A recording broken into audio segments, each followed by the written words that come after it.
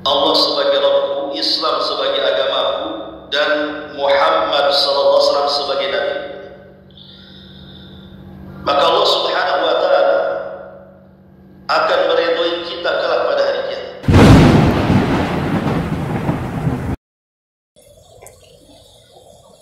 Bismillahirrahmanirrahim. Assalamualaikum warahmatullahi wabarakatuh. Alhamdulillah wassalatu wassalamu ala Rasulillah wa ala alihi wa sahbihi wa mawalah wa la hawla wa la quwwata illa billahi wa ba'du. Alhamdulillah, segala puja dan puji hanya milik Allah Subhanahu wa ta'ala. Salawat dan juga salam kita hadiahkan kepada Rasul kita Nabi besar Muhammad sallallahu alaihi wa ala alihi wasallam. Kita lanjutkan kembali kajian kita, masih membahas kitab Al-Janaiz dari Bulughul Maram. Kita masuk pada hadis pertama dalam bab Kitabul Janaiz ini. An Anasin radhiyallahu anhu qala qala Rasulullah sallallahu alaihi wasallam la yatamannayanna ahadukumul mauta lidhurrin yanzilu bihi fa in kana la budda mutamanniyan falyakul Allahumma ahyini ma kanatil hayatu khairan li wa tawaffani ma kanatil wafatu khairan li. Dari Anas ibn Malik radhiyallahu an, dia berkata, janganlah salah seorang di antara kalian berangan-angan untuk mati karena musibah yang menimpanya. Kalau memang harus berangan-angan untuk mati, hendaklah dia berdoa, ya Allah, hidupkanlah aku jika kehidupan ini baik untukku, dan wafatkan aku jika kematian itu baik bagiku. Dalam hadis yang lain yang semakna dari Abi Hurairah radhiyallahu anhu, Rasul mengatakan, la yatamanna ahadukumul mauta wa la yad'u bihi min qabli an ya'tiyahu. Janganlah salah seorang di antara kalian mengharap kematian, dan jangan pula berdoa meminta mati sebelum datang waktunya. Ma'asyiral muslimat yang dimuliakan Allah Subhanahu wa ta'ala, hadis ini ada beberapa faedah yang bisa kita ambil. Apa saja faedah yang bisa kita ambil dari hadis ini?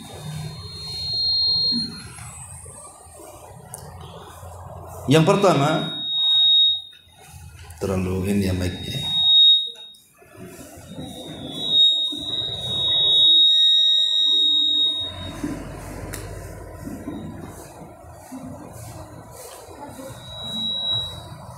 Yang pertama, Rasulullah sallallahu alaihi wasallam melarang seseorang berangan-angan untuk mati, baik dengan pikirannya ataupun dengan doanya. Tidak boleh seseorang itu berangan-angan dalam pikirannya, saya lebih baik mati dibandingkan hidup, ataupun dengan doanya secara langsung, meminta kepada Allah Subhanahu wa ta'ala agar segera diwafatkan. Maka hal ini sangat tercela dalam Islam. meminta kematian, berangan-angan atau berdoa secara langsung. Kenapa? Karena di masyarakat ini umumnya, karena beberapa faktor yang menimpa sebagian kaum muslimin, umpamanya karena kemiskinan yang dialaminya, atau kehilangan sesuatu yang berharga dalam hidupnya, entah kematian suaminya, entah kematian anak-anaknya, atau boleh juga karena penyakit yang lama yang dideritanya, sehingga dia kemudian terkena luka ataupun cacat fisik atau musibah-musibah yang lainnya. Lah terkadang faktor-faktor ini menjadikan kemudian seseorang tidak tahan untuk hidup. Akhirnya lebih baik mati dibandingkan hidup, baik secara angan-angan pikirannya mengarah ke situ, atau secara doa langsung meminta betul-betul kepada Allah, ya Allah matikan saja saya. Lah ini sangat terlarang dalam Islam. Karena ada hadis Abi Hurairah radhiyallahu anhu mengatakan,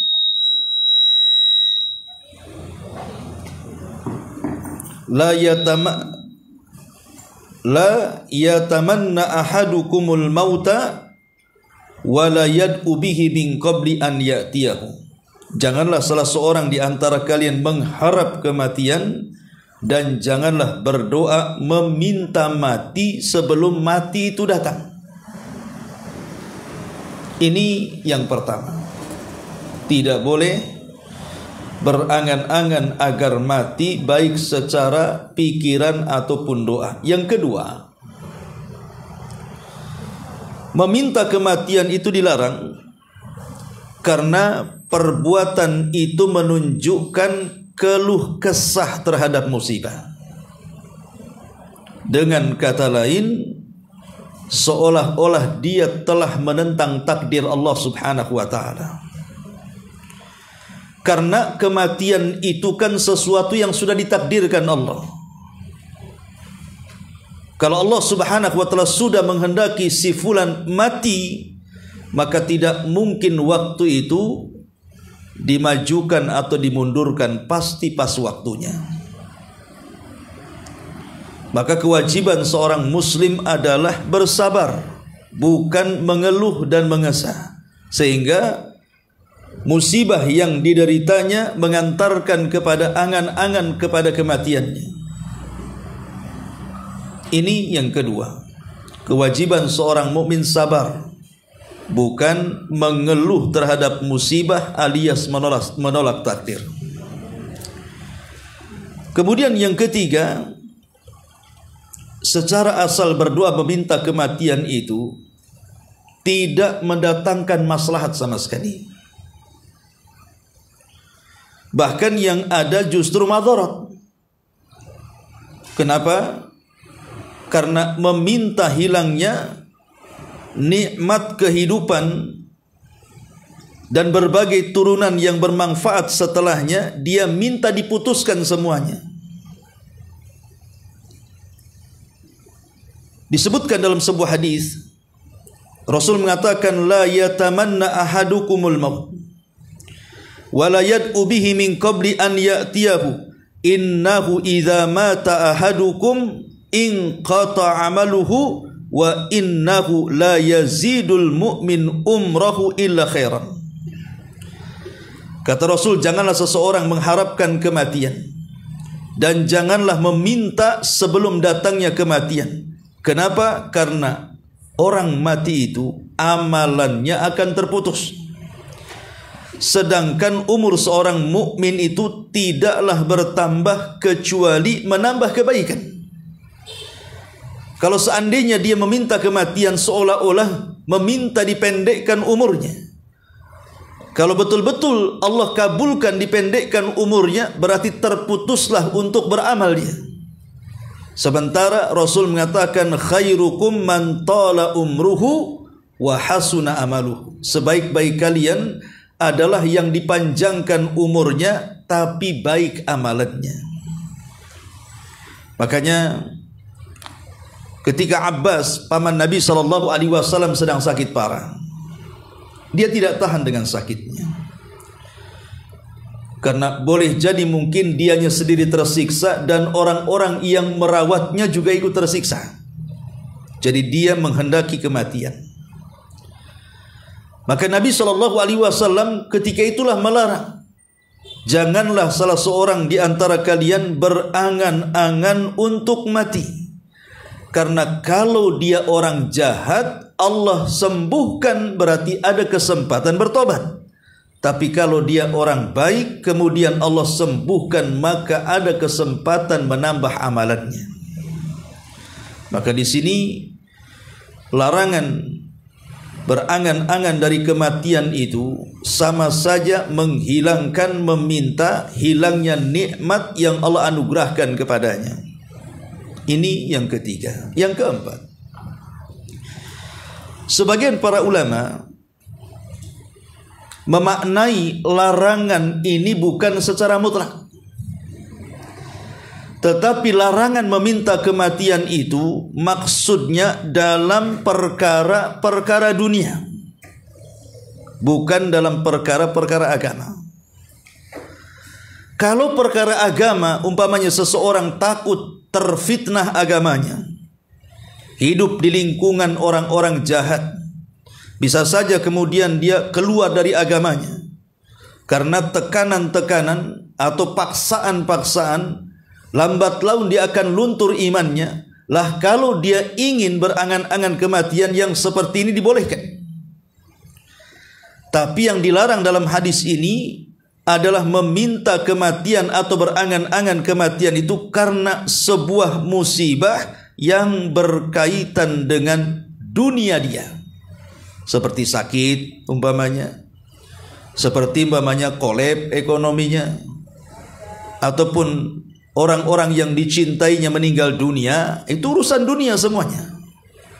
Maka urusan dunia tidak boleh seseorang itu berangan-angan, karena masalah itu bukan untuk dikaburi tapi dihadapi. Kemudian yang kelima, dalam potongan hadis ini Nabi SAW mengatakan kalau memang harus berangan-angan untuk meminta kematian, maka berdoalah doa yang diajarkan Nabi ini. Allahumma ahyini ma kanatil hayatu khairan li wa tawaffani ma kanatil wafatu khairan li.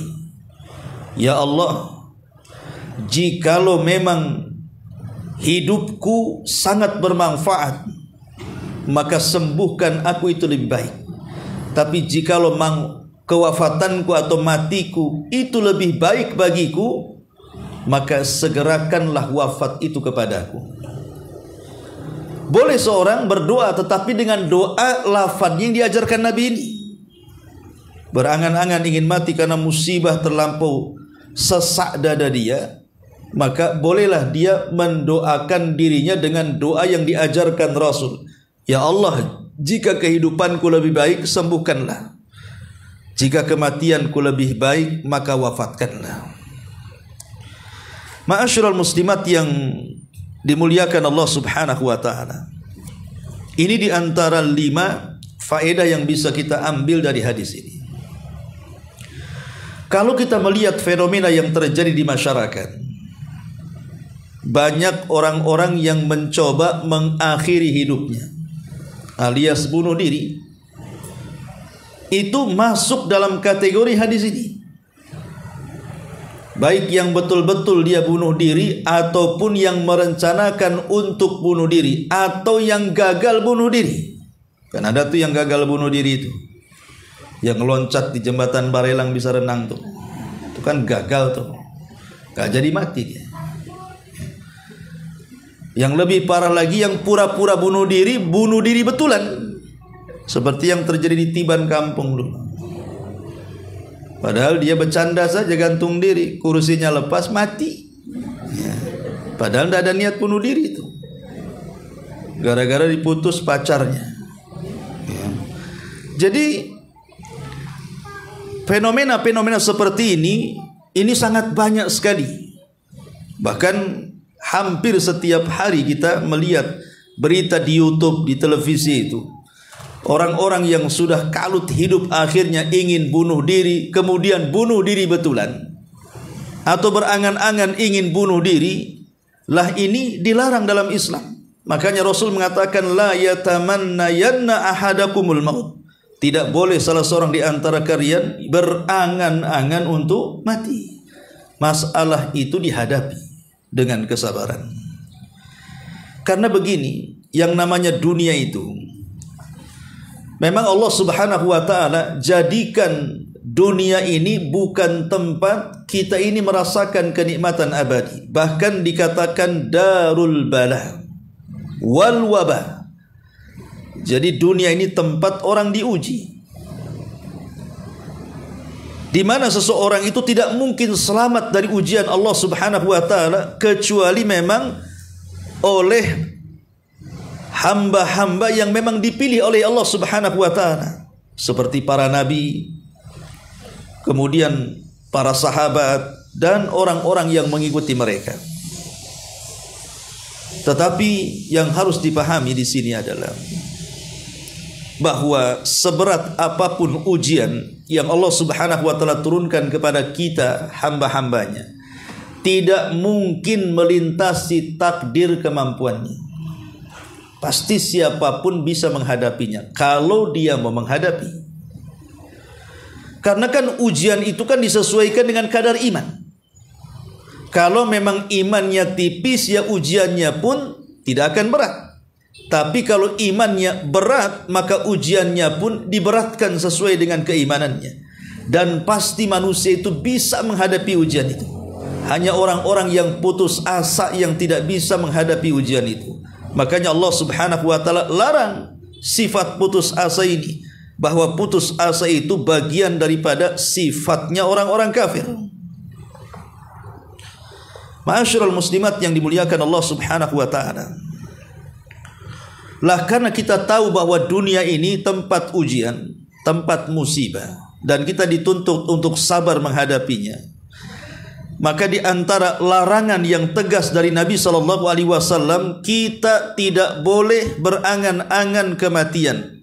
Kenapa? Satu, karena panjangnya umur seorang mukmin yang beramal saleh itu lebih baik dibandingkan kematiannya.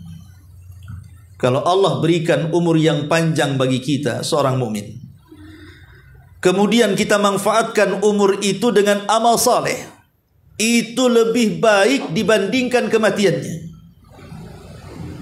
Dari sini Nabi SAW mengatakan, khairun nasi man tala umruhu wa hasuna amaluhu. Sebaik-baik manusia itu yang dipanjangkan umurnya dan dia baik amalannya. Sebab kalau seandainya Allah panjangkan usia kita, kemudian kita bisa memanfaatkan usia itu dengan amal saleh, maka akan semakin banyak catatan-catatan kebaikan yang ada di catatan kita di hadapan Allah. Tuba liman tala umruhu wa hasuna amaluhu. Beruntunglah orang-orang yang dipanjangkan umurnya, kata Rasul, dan baik amalannya, karena baik amal itu akan memenuhi catatan pertanggungjawaban kita di hadapan Allah Subhanahu wa taala. Ma'asyiral muslimin muslimat yang dimuliakan Allah Subhanahu wa taala. Kemudian apa lagi? Kenapa kemudian umur ataupun dipanjangkan umur dan tidak berangan-angan untuk kematian itu dilarang dalam Islam? Justru sebaliknya, kita minta supaya dipanjangkan umurnya. Karena boleh jadi siapa yang tahu takdir kematian kita? Bisa saja kemudian Allah akhiri kematian kita dengan husnul khatimah. Seperti umpamanya orang yang mati syahid. Ya, mati syahid itu kan tidak mesti dalam pertempuran. Bisa saja tenggelam, bisa saja saat melahirkan, bisa saja karena penyakit perut, bisa saja karena terkena reruntuhan, dan begitu seterusnya. Kalau dia seorang mukmin kan kematiannya dipilihkan oleh Allah seperti itu. Tapi orang yang mengakhiri hidupnya itu sudah jelas neraka tempatnya. Bahkan saat dibangkitkan kelak di padang mahsyar saja, dia dibangkitkan sesuai dengan bagaimana kondisi saat kematiannya. Kalau saat kematiannya dia minum racun, maka saat dibangkitkan dia sedang minum racun. Kalau saat kematian dia gantung diri, maka saat dibangkitkan dia sedang gantung diri. Kalau saat kematian dia menusukkan sebuah senjata ke badannya, maka begitu juga saat kebangkitannya. Ma'asyiral muslimat yang dimuliakan Allah Subhanahu wa taala, maka dari sini tidak boleh seseorang itu berangan-angan untuk mati. Tetapi apakah kemudian secara mutlak tidak boleh berangan-angan untuk kematian? Tadi saya sudah katakan di muqaddimah, ada beberapa kondisi orang itu boleh berangan-angan akan kematiannya. Pertama, kapan seseorang boleh kemudian berangan-angan untuk kematiannya? Ketika seseorang sedang berada di medan pertempuran, dia ingin mati syahid, maka ini angan-angan mulia. Karena ada hadis dari Anas ibn Malik radhiyallahu an, ketika terjadi perang Badar, ketika orang-orang musyrik sudah mendekat kepada pasukan Nabi dan pasukan Rasul sudah berhadap-hadapan dengan pasukan orang-orang musyrik, maka Nabi SAW mengatakan, kumu ila jannatin arduhas samawati wal ard. Berdirilah, seranglah musuh-musuh kalian, karena di hadapan kalian ada sorga seluas langit dan bumi. Ada sahabat namanya Umar ibn Hammam. Dia mendengar perkataan Rasul itu. Kata Umar ibn Hammam ini, dia mengatakan, ya Rasulullah, betulkah sorga itu seluas langit dan bumi? Maka kata Rasul, na'am, ya. Maka Umar pun mengatakan, bah. Kalau begitu beruntunglah bagi yang mendapatkannya. Maka Nabi SAW mengatakan, fa innaka min ahliha ya Umar. Kalau engkau memang bisa mati syahid dalam peperangan ini, maka engkau termasuk penduduk sorga yang luas selangit dan sebumi itu. Kebetulan dia membawa beberapa putir kurma, maka yang lain dibuang, sisa yang dimakan dalam mulutnya lekas dihabiskan. Kemudian dia maju dalam pertempuran, akhirnya dia berperang dan diakhiri mati syahid. Boleh seseorang berangan-angan kematian kalau dalam kondisi seperti ini. Ini yang pertama. Yang kedua,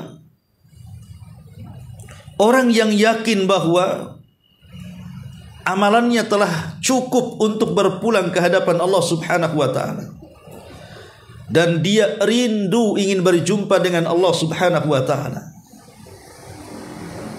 Jadi orang-orang yang memang rindu ingin berjumpa dengan Allah dan sudah merasa cukup amalannya, maka kata para ulama, tidak ada masalah seseorang itu berangan-angan untuk kematiannya. Tapi apakah sekelas kita ini dianggap cukup amalannya? Ya boleh jadi mungkin para sahabat kan gitu ya. Kalau kita ini mana? Yang ada kurang kan gitu. Artinya orang-orang yang rindu ingin berjumpa dengan Allah dan dia telah banyak melakukan amal saleh, maka dibolehkan seseorang itu berangan-angan untuk mati karena kecintaan dia ingin berjumpa dengan Allah, bukan karena lari dari musibah. Dia ingin berjumpa dengan Allah Subhanahu wa taala, sebagaimana hadis Aisyah Ummul Mukminin radhiyallahu anha, man ahabba liqa Allah ahabballahu liqa'ah, wa man kariha liqa Allah karihallahu liqa'ah. Siapa yang cinta berjumpa dengan Allah, Allah cinta berjumpa dengan dia. Siapa yang benci berjumpa dengan Allah, Allah pun murka berjumpa dengan dia. Sebagian ulama mengatakan, apa maksudnya hadis ini? Maksudnya hadis ini, kalau selama hidupnya orang ini memang menginvestasikan seluruh waktunya, seluruh hartanya, bahkan jiwanya untuk kehidupan akhiratnya, maka saat kematiannya dia ingin berjumpa dengan Allah. Jadi hartanya disumbangkan itu hanya semata-mata ingin membangun rumah di sorga. Waktu-waktunya digunakan di jalan Allah itu hanya semata-mata ingin membangun taman-taman di sorga. Maka saat kematiannya orang ini tidak ada beban. Kenapa? Karena tidak ada yang ditinggalkan di dunia, sehingga dia sangat ingin berjumpa dengan Allah. Tapi kalau orang ini kemudian menginvestasikan seluruh waktu, harta dan jiwanya untuk dunianya saja, dia bangun rumah megah-megah, dia habiskan waktunya sia-sia, tidak ada manfaatnya, maka saat kematiannya berat. Kenapa? Karena dia harus meninggalkan rumahnya, kebunnya, mobilnya, dan begitu seterusnya. Sementara dia tidak punya tabungan di akhiratnya. Ketika itulah dia benci berjumpa dengan Allah, Allah pun benci berjumpa dengan dia. Ini yang kedua. Yang ketiga,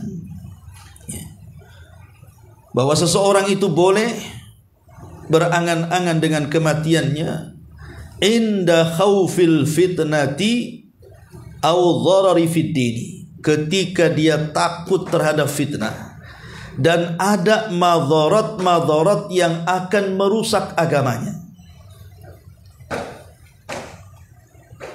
Disebutkan dalam sebuah riwayat dari Ubaidillah ibn Abdullah ibn Mas'ud radhiyallahu an, qala, dia mengatakan, marra Sulaiman ibnu Dirad bi ummi.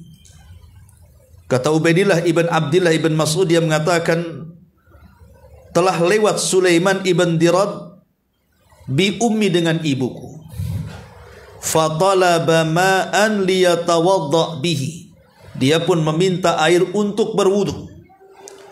Fa'atathu al-jariyatu bima'in, maka datanglah budak perempuan membawakan air wudu.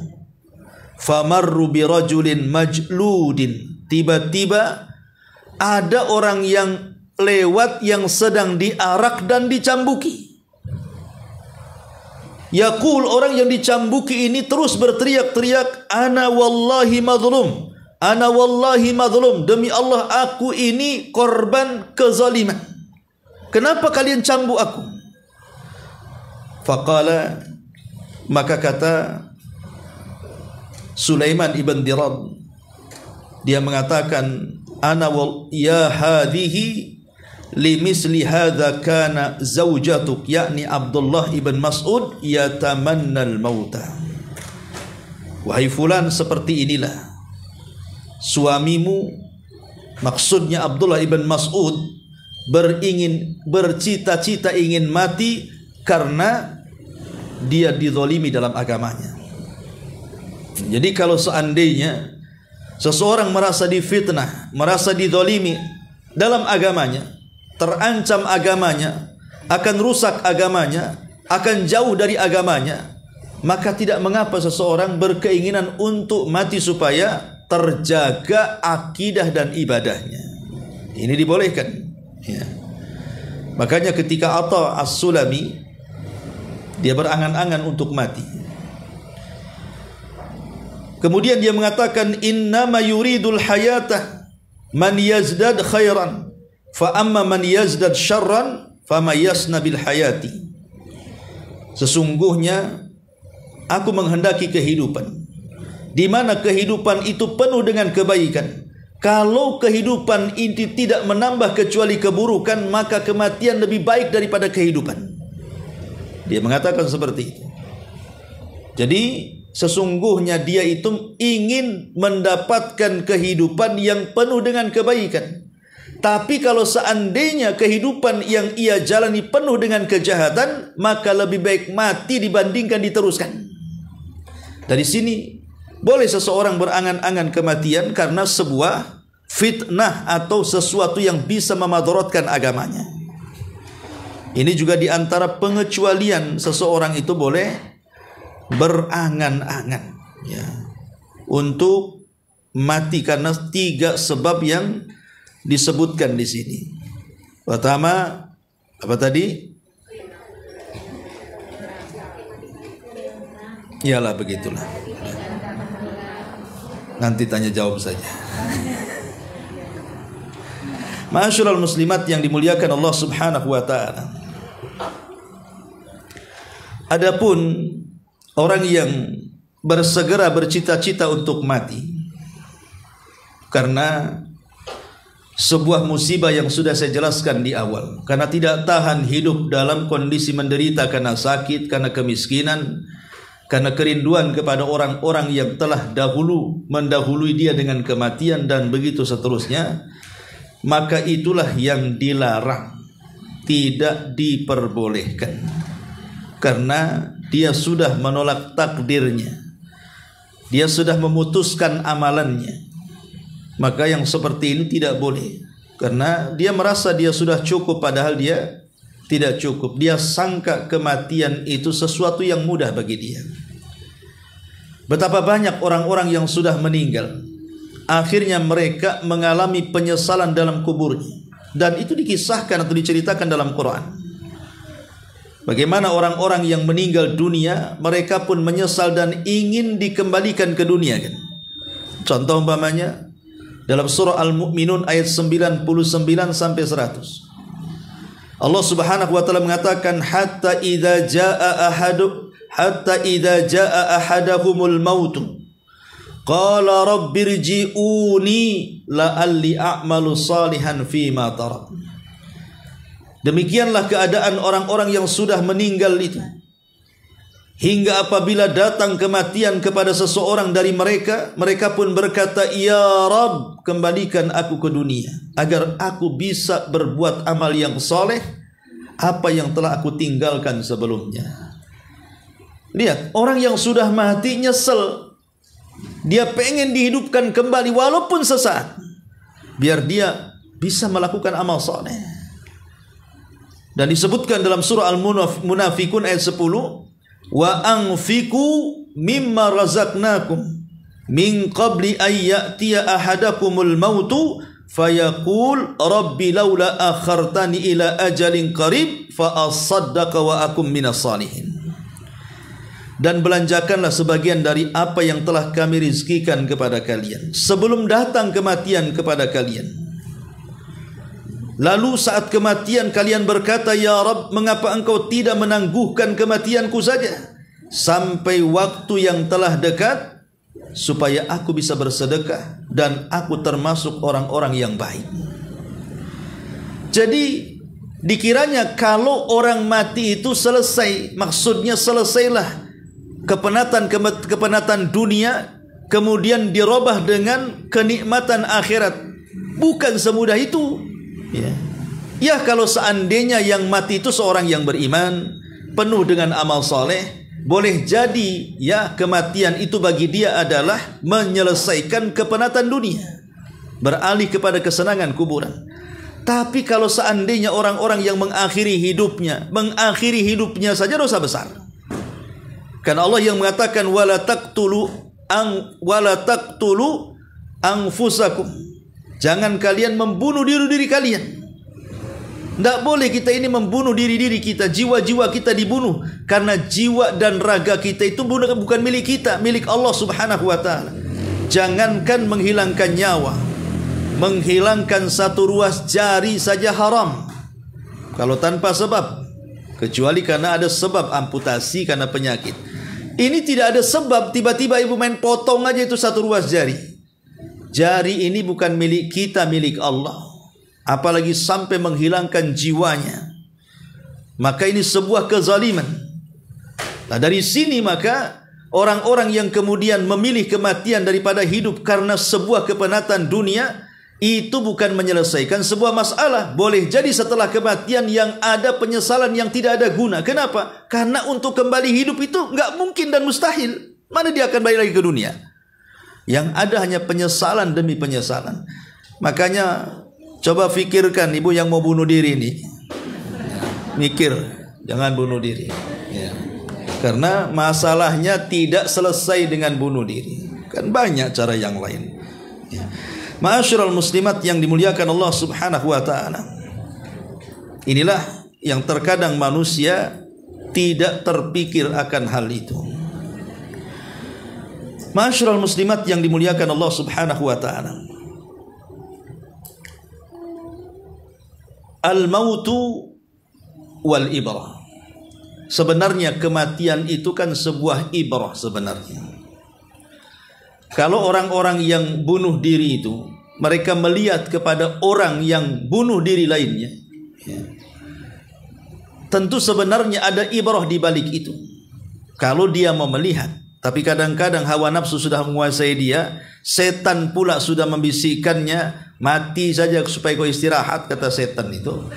Ya sudah, akhirnya itulah jalan pintas bagi dia. Padahal banyak loh ibrah dari kematian itu. Satu hari Umar bin Abdul Aziz rahimahullahu ta'ala, dia mengatakan, "Idza ghafala qalbi an dzikril mauti sa'atan fasad." Apabila hatiku sampai lalai dari mengingat kematian, 1 jam saja itu sudah bisa rusak. Kenapa demikian? Karena biasanya orang yang jauh dari kematian itu, atau orang yang memikirkan kematian itu, akan dimuliakan dengan 3 perkara. Pertama, ta'jilu taubati, dia segera bertobat. Yang kedua, qanaatul qalbi, hatinya merasa kaya. Dan yang ketiga, nasyatul ibadati, ibadahnya makin rajin. Jadi harusnya kita ini memikirkan kematian, bukan memikirkan bagaimana cara mati, gitu maksudnya. Karena kalau memikirkan supaya bagaimana caranya aku mati, maksudnya karena ingin melepaskan sebuah kepenatan dunia karena musibah yang bertubi-tubi yang ia hadapi, itu salah, tidak boleh. Tapi kalau mengingat kematian itu boleh, bahkan dianjurkan. Karena mengingat kematian itu Allah akan muliakan dengan 3 perkara tadi. Secara otomatis kalau ingat mati pasti segera tobat. Kalau ingat mati hatinya makin kaya. Karena orang kaya kalau diingatkan kematian akan sempit, orang miskin kalau diingatkan dengan kematian akan luas. Apa maknanya? Orang kaya kalau diingatkan kematian akan sempit, berarti ada rem untuk tidak memperkaya sehingga melupakan dirinya dengan Allah, menyempitkan hatinya. Tapi kalau orang miskin justru lapang dengan keingat kematian, nggak apa-apa aku di dunia miskin, toh di sana ada sorga. Yang parah itu sudah miskin gak ingat mati, nah, itu payah itu. Ya. Jadi kemudian juga nasyatul ibadah, pasti secara otomatis orang ingat mati itu pasti akan ibadahnya akan lancar, ibadahnya akan semangat karena dia tahu dia akan mati. Jadi yang diperintahkan itu mengingat kematian, bukan berangan-angan ingin mati. Ingat kematian. Karena disebutkan dalam sebuah hadis yang dikeluarkan Imam Tabrani, Nabi mengatakan, "Kafa bil mauti wa'idan wa kafa bil yakini ghinan." Cukuplah kematian itu sebuah pelajaran, dan cukuplah sebuah keyakinan itu adalah kekayaan dalam hatinya. Fudail ibn Iyad mengatakan, "Kafa billahi muhibban wa bil qur'ani mu'nisan wa bil mauti wa'idan wa kafa bi khasyatillahi ilman wal ightiraru billahi jahlan." Cukuplah dengan Allah kita menanamkan kecintaan. Cukuplah dengan Al-Quran kita jadikan teman. Cukuplah dengan kematian kita jadikan ibrah dan pelajaran. Cukuplah rasa takut kepada Allah dijadikan pengetahuan, dan tertipu dengan dunia itu sebuah kejahilan. Ma'asyiral muslimat yang dimuliakan Allah Subhanahu wa taala, maka hadis ini memberikan kepada kita pelajaran jangan berangan-angan ingin mati. Sebab kalau Allah takdirkan kita hidup, kita sehat, yang jelek bisa kita tobat, yang baik bisa ditambah amalannya. Ma'asyiral muslimat yang dimuliakan Allah Subhanahu wa taala,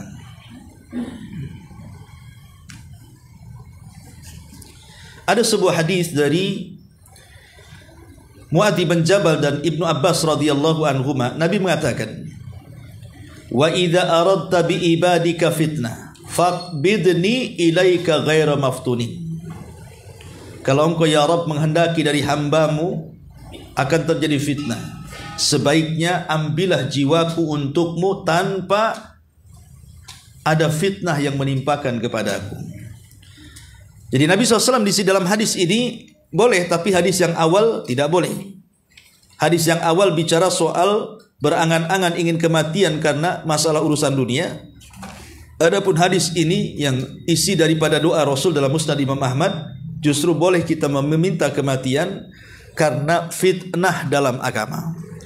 Karena dulu para sahabat Nabi SAW banyak yang menghendaki kematian saat terjadi banyaknya fitnah yang menimpa mereka. Seperti Abu Hurairah, Anas ibn Malik, dan banyak para sahabat menghendaki adanya kematian. Karena tadi fitnah yang tidak tahan kalau seandainya mereka masuk ke dalam fitnah dan tidak bisa keluar. Dan itu disebutkan dalam beberapa kisah. Contoh umpamanya kisahnya Imam Bukhari.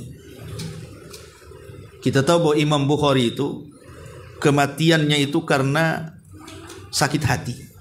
Ya. Difitnah oleh gurunya Yahya Ad-Duhli.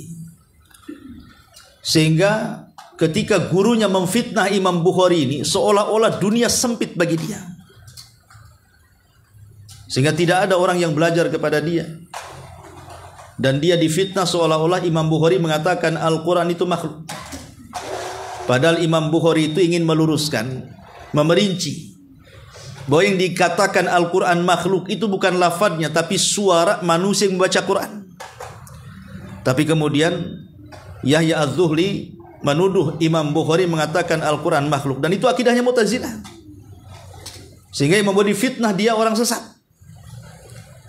Sehingga banyak orang yang mentahdir dia. Akhirnya sempit dadanya, sakit hatinya, dia pun safar ke Samarkand.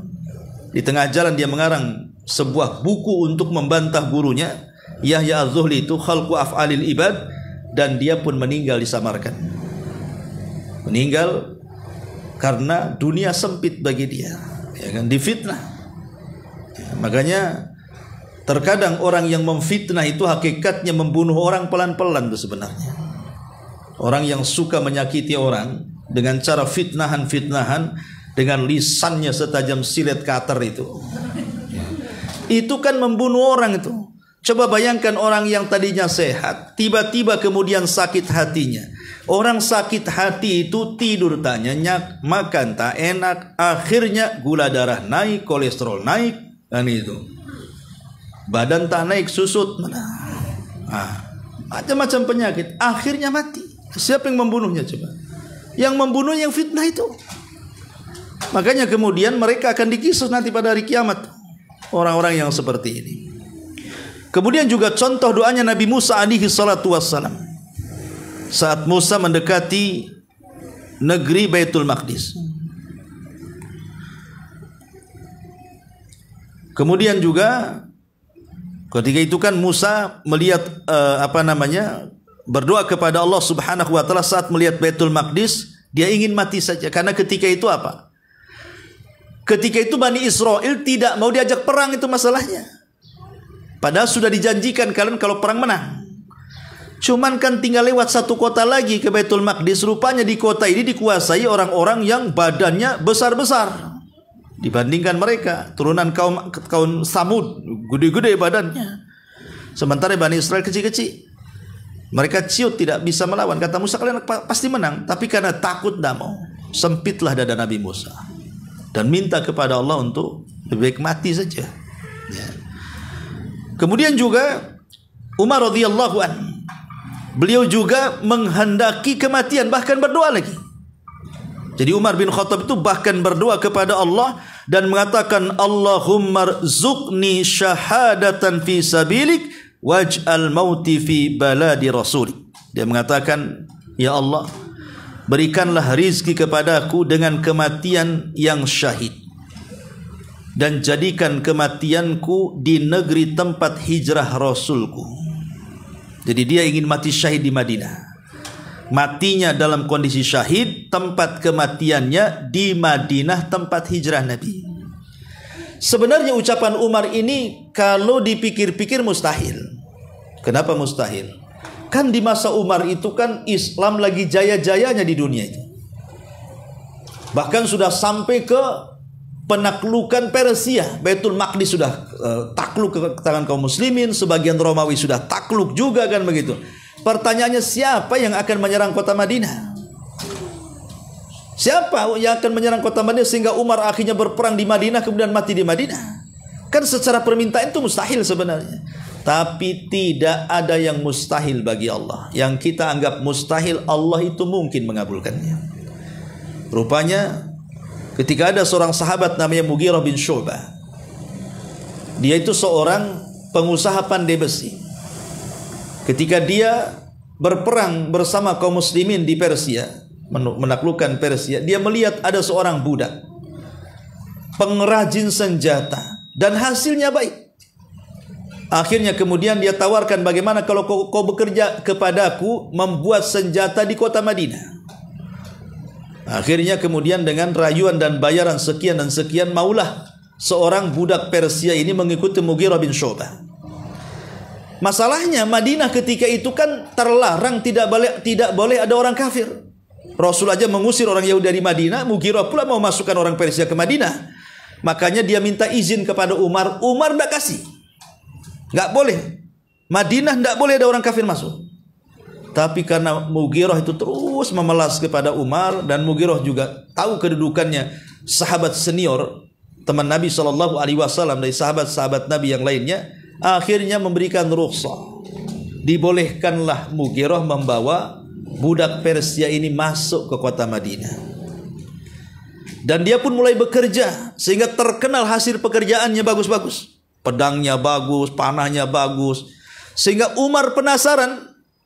Dia ingin berjumpa dengan budaknya Mughirah itu. Akhirnya saat berjumpa dia pun minta, wahai namanya Abu Lu'lu, wahai Aba Lu'lu, ya, bisa nggak kau buatkan untukku sebuah pisau? Pisau yang tajam katanya. Maka Aba Lu'lu tiba-tiba mengatakan, bisa wahai Amirul Mukminin, akan kubuatkan satu pisau untukmu yang akan dikenal pisau itu dari ujung barat dan timur katanya. Umar tidak paham ucapan Mughirah. Maksudnya pisau itu kubuat untuk membunuhmu, gitu maksudnya. Rupanya Abu Lu'lu itu memang sudah ada dendam kepada Umar karena menaklukkan Persia. Makanya dia mau saja dibawa oleh Mughirah karena dia ingin membunuh Umar. Lah Umar tidak paham bahasa itu. Ya Umar senang saja, dan Umar pun tidak akan nyangka kalau dia yang akan membunuhnya. Namanya di Persia, di Madinah tidak ada orang kafir kecuali dia saja. Lah saat Umar kemudian sedang sholat subuh, rupanya Abu Lu'lu ini sudah membuatkan pisau yang tajam selama 7 hari dilumuri racun. Kemudian pura-pura sholat subuh. Namanya masjid di zaman itu tidak seterang masjid sekarang, gelap, dan tidak ada yang curiga orang masuk. Dia menutup wajahnya pakai jubah masuk. Siapa yang tahu kalau dia Abu Lu'lu? Ketika Umar mendapatkan 1 rakaat dan hendak ke rakaat kedua itulah dia keluarkan pisau karena dia sholat persis di belakangnya. Kemudian ditusuk berapa kali tusukan. Umar pun akhirnya kesakitan, dikiranya ada anjing, karena kan anjing di zaman itu biasa keluar masuk Masjid Nabawi, karena kan Masjid Nabawi kan tidak dihalangi. Ya, anjing keluar masuk biasa. Sampai Umar mengatakan, akalatni kalbun, oh anjing sudah menggigitku, anjing telah menggigitku. Padahal bukan anjing, itu tusukannya Abu Lu'lu tuh, karena ada bisanya di situ, ada racunnya. Tapi Umar tetap melaksanakan salatnya karena darah banyak keluar, tak tahan dia tumbang. Belum selesai salatnya tumbang. Abu Lu'lu dia mau kabur, masalahnya kan dia di saf pertama dan masjid itu penuh dengan para sahabat. Terpaksalah dia sabet sana sabet sini, 7 sahabat tumbang mati di tempat. Kemudian dia lari ke pintu, rupanya Abdurrahman ibn Auf langsung cekatan mengambil tali sorban kemudian diikatkan di lehernya. Tahu dia tidak akan mampu, dia pun menusukkan ke dadanya bunuh diri. Abu Lu'lu akhirnya mati. Umar pun dibawa pulang, kemudian sholat digantikan Abdurrahman ibn Auf dengan pendek. Setelah itu Umar dibawa ke rumahnya, didatangkan tabib, setiap dimasukkan obat keluar dari bekas lukanya. Kata tabib, ini nggak mungkin diselamatkan. Maka Umar ketika mendengar bahwa dia tidak bisa diselamatkan, dia memanggil putranya Ibnu Umar dan mengatakan, wahai Ibnu Umar, man qatalani, sebenarnya siapa yang membunuhku, katanya. Maka Ibnu Umar mengatakan, Abu Lu'lu, dia mengatakan Abu Lu'lu. Kata Umar, apakah itu budaknya Mughirah? Kata Ibnu Umar, iya wahai abi, itu budaknya Mughirah. Tiba-tiba Umar mengatakan, alhamdulillah, katanya, alladzi qatalani rajulun lam yasjud lillahi walau sajdah. Rupanya orang yang membunuhku orang yang tidak pernah sujud walaupun satu kali. Dengan begitu Umar mati syahid, karena yang bunuh orang kafir. Lihat, terkadang doa itu bukan sesuatu yang mustahil bagi Allah. Padahal bagi kita mustahil, mana ada Madinah diserang musuh. Rupanya Allah mengirim Mughirah dengan membawa budak Persia Abu Lu'lu al-Majusi itu untuk membunuh Umar. Dengan cara itu Allah mengabulkan doanya Umar dan meninggal di Masjid Nabi lagi, persis seperti permintaannya, ya. Kembali bahwa dari sini lihat bagaimana Umar juga bercita-cita ingin mati, tetapi dengan syahid, ya, ingin mati syahid, berangan-angan ingin mati syahid, dan itu dibolehkan, ya, dalam Islam dibolehkan. Wallahu alam. Yang ini di antara keterangan hadis ini, satu hadis ini saja. Tapi sebelum saya tutup, kalau ada yang mau bertanya silahkan.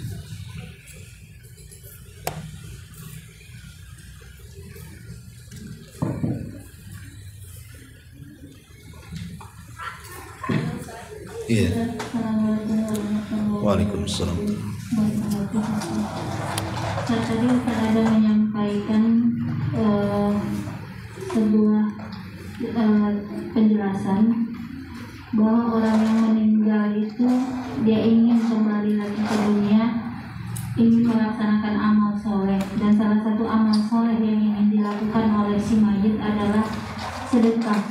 Kenapa dipilih sedekah Ustaz daripada amal yang lain seperti sholat, puasa, haji, umroh, atau mati di medan perang, Ustaz? Iya. Bismillahirrahmanirrahim. Amalan itu ada dua macam. Ada yang sifatnya lazim, ada yang sifatnya muta'addi. Lazim itu manfaat kembali kepada diri kita sendiri.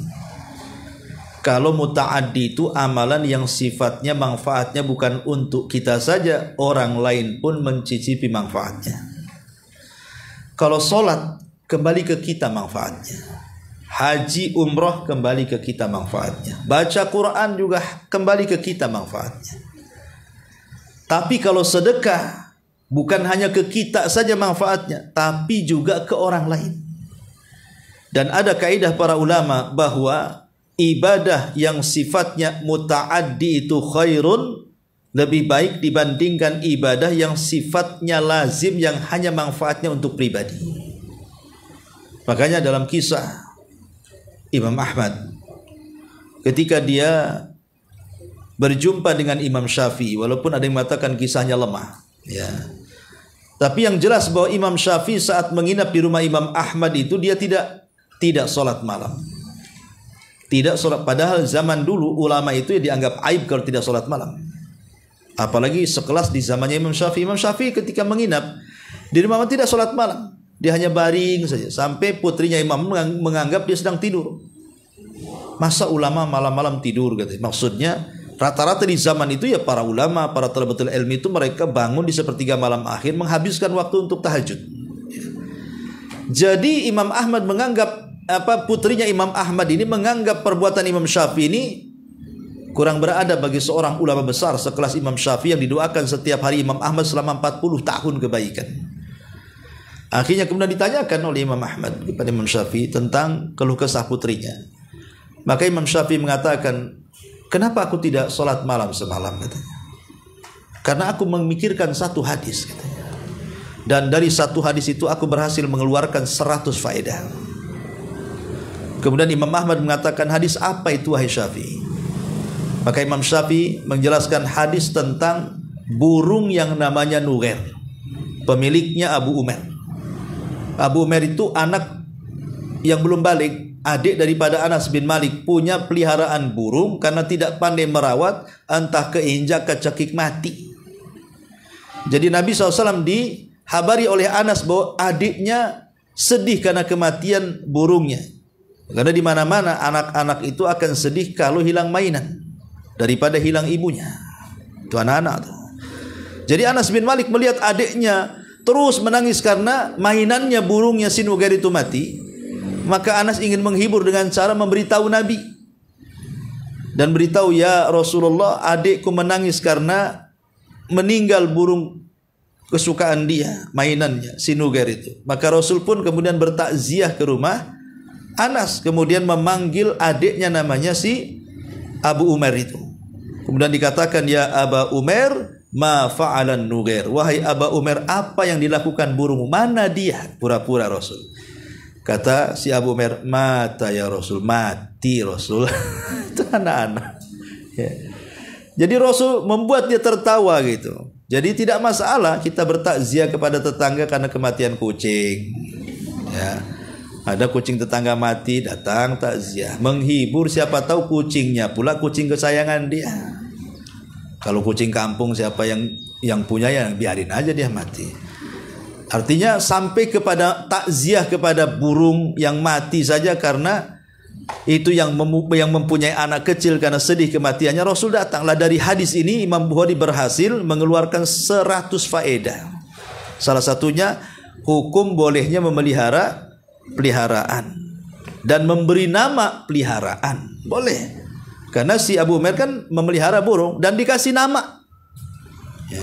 Jadi kalau ibu hobi dengan kucing gak apa-apa, tapi bagaimanapun hati-hati karena kucing itu kan beraknya, kencingnya najis.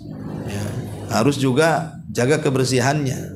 Ya kalau bisa di teras sajalah, nggak usah dimasukkan ke rumah. Jangan pula tidur sama kucing. Ya. Jadi boleh itu salah. Nah kata Imam Ahmad, kalau begitu aku ingin kau sebutkan 100 faedah itu.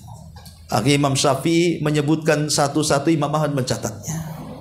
Lihat Imam Syafi'i, beliau mendahulukan merenungkan sebuah hadis dan dikeluarkan faedahnya dibandingkan menghabiskan dengan sholat malam. Kenapa? Karena sholat malam faedahnya untuk diri sendiri saja. Tapi merenungkan sebuah ilmu bisa disampaikan kepada orang yang orang akan menyampaikannya kepada orang lain lagi.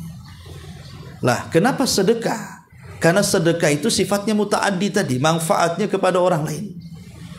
Kalau kita membantu saudara kita yang susah, dengan bantuan kita akhirnya jadi kaya. Kemudian dia membantu lagi karena sudah kaya, membantu yang lainnya. Akhirnya dibantu kaya lagi. Terus estafet seperti itu. Berapa banyak pahala yang kalian dapat dari orang yang pertama kali membantu orang itu. Itulah kenapa kemudian sedekah yang diminta karena bersifat muta'addi. Wallahu a'lam. Yang lain? Assalamualaikum Ustaz. Ya. Masalah tentang berangan-angan untuk kematian. Tapi permasalahannya begini Ustaz. Jika seseorang itu kita mengetahui sakit dan kemungkinan sakit itu tidak membawa dia tanda-tanda kehidupan, ya. Terus kita yang menjaganya mengatakan, ya Allah memang orang ini kalau memang dekat, ambillah, gitu, seperti itu Ustaz. Ibu yang mendoakan orang mati gitu. Ibu yang mendoakan orang mati. Bukan, saya nggak tahu. Iyalah kan. Iya. Ibu yang mendoakan dia cepat mati, bukan orang itu supaya minta mati kan? Karena mungkin kita melihat kasihan. Kasihan. Dari kacamata kita kasihan sebenarnya. Boleh jadi kalau dia orang baik, kemudian Allah uji dengan koma, dengan penyakit yang lama. Boleh jadi bagi dia itu nikmat. Karena apa? Boleh jadi kenapa dia tidak segera dimatikan? Dosanya belum habis. Makanya dilamakan tuh sakitnya. Sampai betul-betul bersih dosanya baru datanglah ajalnya. Bisa saja seperti itu. Tapi kalau orang jahat ya dibuat koma, dibuat susah mati, yaitu sebuah azab bagi dia. Makanya Al-Imam Daqiq Al-Id rahimahullah ta'ala dalam kitabnya Syarah Umdatil Ahkam, dalam kitab jenazah juga dia menjelaskan setiap kematian manusia itu ada sakaratnya. Setiap kematian seseorang itu ada sakaratnya. Ada rasa sakit yang tidak ada yang tahu kecuali Allah rasanya. Sampai kepada Nabi. Nabi juga merasakan sakit. Karena Rasul yang mengatakan ala wa inna lil mauti la sakarat. Itu ucapan ini diucapkan saat beliau detik-detik wafat. Ingatlah kematian itu ada sakaratnya. Ada rasa sakit yang tidak ada yang tahu kecuali Allah. Lah kata beliau Al-Imam Ibnu Daqiq Al-Id dia mengatakan, adapun rasa sakit yang diderita seorang yang beriman, boleh jadi itu menggugurkan dosa terakhir yang melekat di badannya, sehingga ketika dia mati tidak ada dosa lagi di badannya. Adapun kalau rasa sakit dirasakan orang kafir, orang fasik, orang munafik, orang fajir, boleh jadi itu awal daripada azab sebelum mendapatkan azab kuburnya. Ya. Artinya bahwa kematian itu ada rasa sakitnya. Cuman kan kita tidak tahu, kita kan melihat saja kasihan. Dia sudah lama sakit, kasihan dengan keluarganya. Pemain kita sebagai tetangganya lah kan gitu. Melihat ada tetangga kita udah setahun, kasihan istrinya yang ngurusnya, atau mungkin suami yang mengurus istrinya, atau anak mengurus orang tuanya. Akhirnya kita berpikir, cobalah kalau memang sudah dekat, ya Allah ambil aja dia. Saya nggak tahan tengok dia ngoroknya udah kayak gergaji, krak krok kan gitu ya. Biasa kan gitu orang di rumah sakit tuh kan, suaranya kan orang kayak orang gergaji tuh. Saya berapa kali datang ke ruang ICU tuh, melihat ada orang yang seperti itu. Ya memang rata-rata tidak lama sih, 2-3 hari itu meninggal, jarang selamat sih. Ya tidak semua, ada juga yang selamat, tapi saya belum pernah melihat ada orang selamat gitu ya kalau sudah kayak gitu tuh. Artinya bahwa mungkin kita melihat dia kasihan, tapi sebenarnya dia di atas nikmat itu. Ya. Jadi relatif pandangan kita kepada orang itu. Ya tidak masalah sih kalau kita mengucapkan kalimat itu, tapi bukan karena tendensi yang lainnya. Karena dia musuh dia, ya Allah lama dia mati ya. Tiap hari dia berdoa, ya Allah kapan dia mati? Kok nggak dapat SMS innalillahi? Jadi itu ya nggak boleh itu doakan orang mati. Karena hasad, karena hasud di hati, dengki itu tak boleh. Ya kita kan kalau maksudnya mengeluarkan kalimat itu karena kasihan saja, memang betul-betul ya kita sayang dengan keluarganya, kasihan juga dengan dia, mungkin dia miskin, entah berapalah duit yang dia keluarkan di rumah sakit, sementara juga tak kunjung-kunjung sembuh dan begitu seterusnya, mungkin bolehlah. Hanya sekedar ya bukan mendoakan kematian, hanya luapan kasihan kita kepada saudara kita dalam bentuk cinta.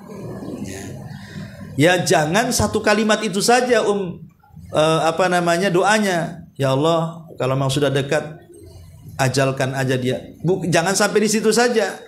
Tapi ada kalimat yang lain seperti hadis tadi. Kalau memang ya Allah kau takdirkan dia sembuh-sembuhkanlah kasihan. Nah gitu maksudnya. Jadi ada dua alternatif di situ.